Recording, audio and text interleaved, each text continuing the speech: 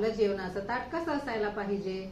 तर सगळ्यांच्या घरी भाकरी किंवा चपाती, दाल, राईस आणि भाजी या गोष्टी सगळ्यांच्या घरी जेवणामध्ये असतात. तर यामध्ये आपण किती प्रमाणात काय खायला पाहिजे आणि आपण ते जाणीवपूर्वक काय खाता हे आपल्याला कळायला पाहिजे.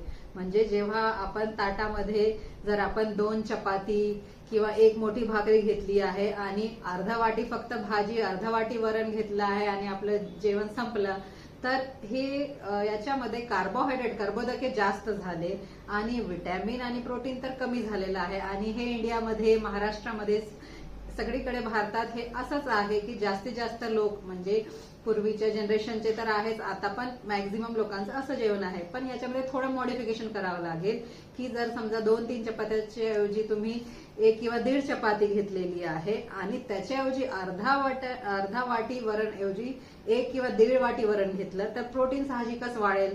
म्हणजे आपल्या त्या कर्बोदके सोबत आपण प्रोटीन घेत आहे आणि त्याच्यासोबतच सॅलॅड म्हणजे कोशिंबीर केलेली किंवा दही, बिनसाखरेचं ताक किंवा त्याच्यामध्ये भरपूर प्रमाणात काकडी, गाजर, बीट, टोमॅटो हे सगळ्या गोष्टी जर आपण खात आहे त्याच्यासोबत, तर हे आपलं संपूर्ण म्हणजे बॅलन्स डाएट होणार, ज्याच्यातून आपल्याला फायबर पण मिळेल, विटॅमिन्स मिळतील. विटॅमिन्स आपल्याला भाज्या आणि फ्रुट्स मधून मिळतात आणि प्रोटीन आपल्याला डाळीमधून मिळते. तर कोणतीही डाळ आपल्याला चालते. जर कोणी म्हणत असेल की तुरीची नाही खाऊ शकत तर मुगाची पण चालते, मिक्स डाळ पण चालते. प्रत्येक डाळ चांगली असते. तर आपल्या आहारामध्ये आपण स्टार्टिंगला चपाती, भाजी असं न खाता जर आपण सॅलॅड, प्रोटीन हे आधी घेतलं तर आपलं अर्ध जेवण त्याच्यानेच पोट भरून जाते. आणि मग आपण 1 चपाती आणि भाजी भरपूर प्रमाणात खायची, पण भाजीमध्ये जास्त रस्सा, ग्रेव्ही, तेलकट अशा भाज्या कधीतरी बनवायला पाहिजे. कमी तेलामध्ये, कमी रश्श्याची आणि सुकी भाजी हे जास्त खायला पाहिजे आपण.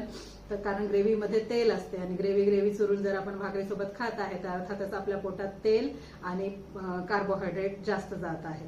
तर आपल्याला लक्ष ठेवायचं आहे की फायबर आणि प्रोटीन आणि विटॅमिन्स हे किती आपल्या पोटात जात आहे. तर प्रोटीन कंटेंट जास्त वाढवायला पाहिजे. 1 वाटी वरणामध्ये आपल्याला माहित आहे की 10 ग्राम प्रोटीन मिळते आपल्याला. तर आपल्याला सकाळी 2 वाटी, संध्याकाळी 2 वाटी वरण असं घेतलं तर आपल्याला 10 मिळून 40 ग्राम प्रोटीन तयार मिळते आपल्याला.